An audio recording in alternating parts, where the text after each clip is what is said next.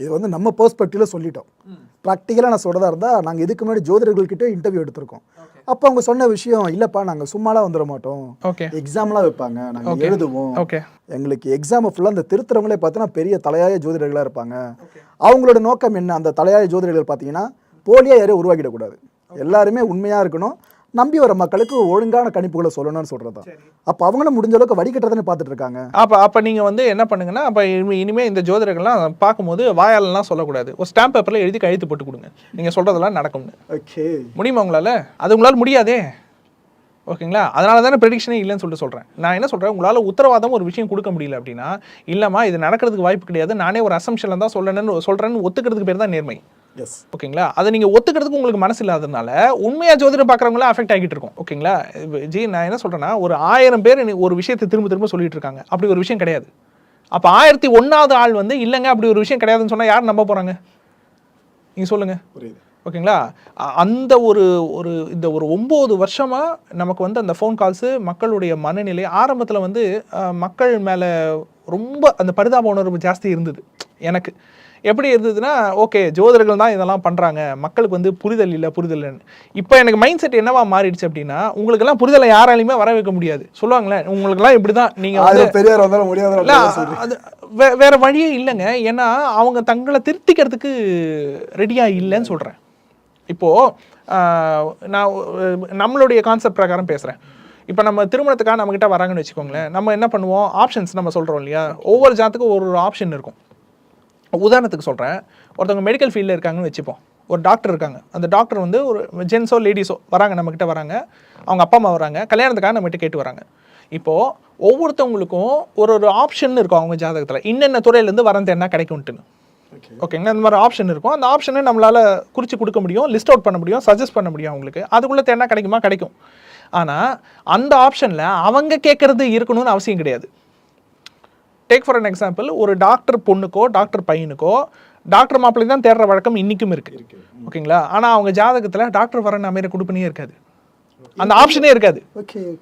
நான் சொல்கிற அந்த ஆப்ஷன்ஸ் இருக்கு பாருங்க, அந்த ஆப்ஷனே இருக்காது. ஆனால் அவங்க என்ன பண்ணிட்டு இருப்பாங்கன்னா, டாக்டர் வரனை தேடிட்டு இருப்பாங்க, கடைசி வரைக்கும் அவங்களுக்கு வரனே அமையாது. 40-45 வயசு ஆகிட்டு கல்யாணம் ஆகாமல் இன்னுமே பல டாக்டர்ஸ் இருக்காங்க. ஏன்னா அவங்க தனக்கு பார்ட்னராக அவங்க தேடுறது ஒரு டாக்டர் வரனை தேடுறாங்க, அவங்க ஜாதகத்தில் மேரேஜ் அப்படின்ற அந்த காலமில் அந்த ஆப்ஷனே இல்லை. ஆனால் விஷயம் எனக்கு இங்கே ஒரு முரண் இருக்கு விஷயம், நான் அதிகம் ஓப்பனாக சொல்லிடுறேன். இப்போ ஜாதகம் பார்க்கறது ஒரு நல்ல வரம் அமையணும், திருமண பந்தம் நல்லா நிலைக்கணுன்றதுக்காக தான். சரி. ஆனா பாக்குற ஜாதகங்கள் எல்லாம் சார்ந்த திருமணம் நடக்குது, ஆனா அந்த திருமணங்கள் நீடிக்கிறது இல்ல. ஒரே வாரத்துல ஹஸ்பண்ட் செத்தவங்களா இருக்காங்க, 3 மாசத்துல டிவோர்ஸ் போய் நின்றவங்களா இருக்காங்க. அப்ப எதுக்காக திருமணத்துக்கு முன்னாடி ஜாதகம்? அதுக்கு காரணம் என்னன்னு நினைக்கிறீங்க? பிறப்பு ஜாதகம் நினைக்கிறீங்களா? கிடையவே கிடையாது. அதுக்கு காரணம் பொருத்தத்தை ஒழுங்கா பார்க்காததுதான். 10 பொருத்தம் சொல்லுவாங்க, அதை சொல்றீங்க. முதல்ல 10 பொருத்தம் பொருத்தமே கிடையாதுங்க. 10 பொருத்தம் வந்து நட்சத்திர பொருத்தம். முதல்ல 10 பொருத்தம்னு இவங்க சொல்றாங்க இல்லையா, அது வந்து ஜாதக பொருத்தம் அல்ல, அது வந்து நட்சத்திர பொருத்தம். நட்சத்திரம்னா என்னன்னா, உங்க நட்சத்திரம், உங்களோட நட்சத்திரம் என்ன? அவிட்டம். உங்களுக்கு ஒரு வரன் வந்திருக்கு, அந்த வரனுடைய நட்சத்திரம் சதயம் ஏதோ ஒன்று வச்சுக்கோங்க. நீங்கள் வந்து ஜோசியர்கிட்டலாம் போக வேண்டாம், நீங்கள் நெட்டில் போட்டிங்கனாலே டேபிளோடு கொடுத்துரும். அவிட்டத்துக்கும் பூரட்டாதிக்கு பொருத்தம் இருக்கா, அவிட்டத்துக்கும் ரோகிணிக்கு பொருத்தம் இருக்கா, பொருத்தம் இருக்குன்னா 10க்கு 8 மார்க்கா 10க்கு 7 மார்க்கான அது டேபிளோடு கொடுத்துட்டு போகுது. அதுக்கு எதுக்கு நீங்கள் ஒரு ஜோசியர்கிட்ட போகணும்? அவர்கிட்ட எதுக்கு ஒரு ஃபீஸை கட்டி நீங்கள் அதுக்கு எதுக்கு ஒரு அப்பாயின்மெண்ட் புக் பண்ணணும்? நீங்கள் ஜோதிடர்கிட்ட போகிறது ஜாதக பொருத்தம் பார்க்கறதுக்கு. ஜாதகம்ன்றது முழு கட்டம், கரெக்டு தானா? அந்த 12 செக்ஷன் இருக்கு பாருங்க, 12x12 144 காம்பினேஷன். 144 காம்பினேஷன் நீங்க பார்க்க வேண்டாம், முக்கியமான காம்பினேஷன் பார்க்கணும்ல. ஒரு ஜாதக பொருத்தம் பார்க்கறதுக்கு குறைஞ்சது 2லேருந்து 2.5 மணி நேரம் ஆகும். அப்போ எவ்வளவு காம்ப்ளிகேட்டடான ப்ராசஸ் அது? குறைஞ்சது 2.5 மணி நேரம். குறைஞ்சது 2லேருந்து 2.5 மணி நேரம். அது ஓகே பண்ணலாமா வேண்டாமான்னு அதுல கொஞ்சம் இன்ட்யூஷனும் வேலை செய்யணும். ஓகேங்களா? இது மேக்ஸை தாண்டி இன்ட்யூஷன் வேலை செய்யணும். ஆனா இந்த பொருத்தம் பார்க்கறதுக்கு ப்ரியர் ப்ராசஸ் ஒன்று இருக்கு. என்ன ப்ரியர் ப்ராசஸ்னா, வரன் தேடிட்டு இருப்பாங்க, அப்போ அவங்களுக்கு கிடைச்சிருக்காது. இப்போ நான் சொன்னது டாக்டர் ஃபேமிலி சொல்கிறேன். அவங்க என்னன்னா, அவங்க ஒரு எக்ஸ்பெக்டேஷன் வச்சுருப்பாங்க, அந்த ஆப்ஷன் அவங்களுடைய 7ஆம் பாவத்தில் இருக்காது. அவங்க தேடிகிட்டே இருப்பாங்க. ABCD 4 ஆப்ஷன் இருக்கும், அவங்க இல்லாத 5வது ஆப்ஷனை தேடிட்டு இருப்பாங்க, கல்யாணமே நடக்காது. ஆனால் வந்து நம்மகிட்ட என்ன கேட்பாங்கன்னா, அதெல்லாம் எனக்கு வேணாம், எப்போ கல்யாணம் ஆகும்னு சொல்லுங்க. இங்கிலீஷ்லாம் பேசாத. அதெல்லாம் இல்லை, எனக்கு சுத்தமாக சுத்தாதான்னு மட்டும் சொல்லுங்க. அவங்களுக்கு டெக்னிக்கல் எக்ஸ்பிளனேஷன்லாம் அவங்களுக்கு தேவையில்லை. ஓகேங்களா? அவங்களுக்கு அவங்க காரியம் ஆகணும். அப்போது நீங்கள் பிளைண்டாக வந்து உங்களுடைய காரியமாகணுன்ற ஒரு காரியவாதித்தனம் உங்களுக்குள்ளே இருந்துச்சு அப்படின்னா நீங்கள் உண்மையை புரிஞ்சுக்கிறதுக்கே நீங்கள் தயாராக இல்லை. உண்மையை பேசுகிற ஒரு ஜோதிடரை நீங்கள் வந்து ரெஸ்பெக்ட் பண்ணி ஃபஸ்ட்டு நீங்கள் அவரை சொல்கிறத கேட்கறதுக்கே நீங்கள் தயாராக இல்லைன்னா அப்போ உங்களுக்கு நீங்கள் ஏமாத்துறவங்ககிட்ட போய் தானே ஏமாறணும். கரெக்டு தான். அதுக்கு முன்னாடி நீங்கள் எத்தனை ஜோதிடரை பார்த்துட்டு வந்திருப்பீங்க? என்னை பார்க்கறதுக்கு முன்னாடி பல ஜோதிடரை பார்த்துட்டு வந்திருப்பீங்க. அப்போ அவங்க சொன்ன பரிகாரம்லாம் நீங்கள் பண்ணியிருப்பீங்க. அவங்க இந்த டைமுக்குள்ளே கல்யாணம் நடக்கணும்னு உங்களுக்கு சொல்லியிருந்திருப்பாங்க. சொன்ன மாதிரி நடந்திருந்தால் இந்நேரத்துக்கு உங்களுக்கு 10 வயசில் பிள்ளை இருந்திருக்குமே. கரெக்டு தானே? கரெக்டு தான். ஓகேங்களா? நான் என்னன்னா நீங்கள் வந்து ஒருத்தர் வந்து ஃப்ராடுலன் கிடையாது, இவர் வந்து நேர்மையாக இருக்காரு அப்படின்றதுக்கான அடையாளம் என்ன சார்? முதல்ல அவருடைய ட்ரஸ்ட் ஒர்த்தினஸ். அந்த ட்ரஸ்ட் ஒர்த்தினஸ் அப்படின்றதுக்கான அர்த்தம் என்ன? முதல்ல அவர் உண்மையை பேசணும், ரியாலிட்டியே பேசணும், ப்ராக்டிக்கலாக பேசணும். ஓகேங்களா? ஆனால் இங்கே ரியாலிட்டியை அக்செப்ட் பண்ணிக்கிற மைண்ட் செட் முதல்ல மக்களுக்கே கிடையாது. அதனால தான் இந்த ராசி பலன் சொல்கிற ஜோதிடர்கள் இன்னமும் வாழ்ந்துக்கிட்டு இருக்காங்க. ஆனால் இங்கே ஒரு சின்ன முரண் இருக்குது. இப்போது ஒரு 40 வயசு வரைக்கும் தான் ஒருத்தர் உயிரோடு இருப்பார்னு நீங்கள் ஜாதகத்தில் கணிச்சிட்டீங்க. ஓகே. ஆனால் அவர் வந்து ஒரு 25 வயசில் வராரு சார் உங்ககிட்ட. சரி. இதுக்கப்புறம் நான் ஃபியூச்சர் எப்படி இருக்க போகுது, நான் ஒரு 60 வயசு வரைக்கும் செழிப்பாக வாழணும், அது மாதிரிலாம் கேட்குறாரு. முதல்ல 40 வயசு வரைக்கும் உயிரோடு இருப்பாருன்னு கணிக்கிறதே முரணாச்சே. ஆனால் அதை நான் இப்போ வரைக்கும் அவங்க கணிக்கிறாங்க, ஆயுள கணிக்கிறாங்க.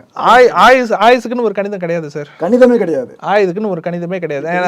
அதாவது என்ன இவங்க என்ன சொல்றாங்கன்னா 36 விதமான ஆயுள் கணிதம் இருக்குன்னு சொல்லப்படுது. ஓகேங்களா? அதுல ஒரு கணிதம் கூட நீங்க நடைமுறைக்கு ஒத்து வருமானு பாத்தீங்கன்னா ஒத்து வராது சார். அப்படின்னு பார்த்தா அவங்க எப்படி கெஸ் பண்ணுவாங்க அப்படின்னா அது கெஸ்ஸிங் நடக்கும். எப்படி கெஸ்ன்னு சொல்றேன், 2-3 ஜாதக காம்பினேஷன் வச்சு கெஸ் பண்ணுவாங்க. எப்படி கெஸ் பண்ணுவாங்கன்னா மனைவியோட ஜாதத்தை வச்சுப்பாங்க, ஹஸ்பண்டோட ஜாதத்தை வச்சுப்பாங்க, பையனோட ஜாதத்தை வச்சுப்பாங்க. பையனுக்கு கர்மம் செய்யக்கூடிய தசை வந்துச்சான்னு பார்ப்பாங்க. அப்பாவுக்கு 8ஆம் பாவம் சம்மந்தப்பட்ட தசை நடக்குதா அல்லது கண்டம் ஏற்படக்கூடிய தசை நடக்குதான்னு பார்த்து அதுவும் ரெண்டும் மீட் ஆகிற அந்த டைம் வந்து அவங்க அசியூம் பண்ணுவாங்க.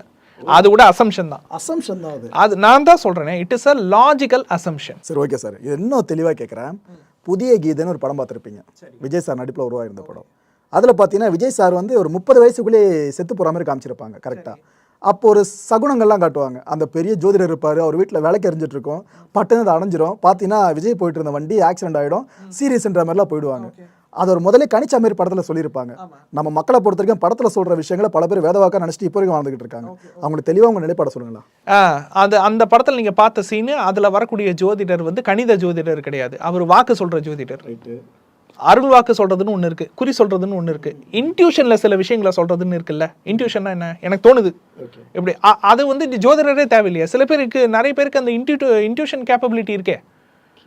இப்போ சில பேர் வந்து வேணாம் எனக்கு என்னவோ நீ இன்னைக்கு போகிறது எனக்கு சரிப்பட்டு வரலன்னு சொல்லிட்டு சொல்லுவாங்க. இவர் கிளம்பியிருப்பாரு, கிளம்பி உழுந்து வாரிட்டு வந்திருப்பாரு, அவர் ஜோதிடராகவே இருக்க மாட்டார்.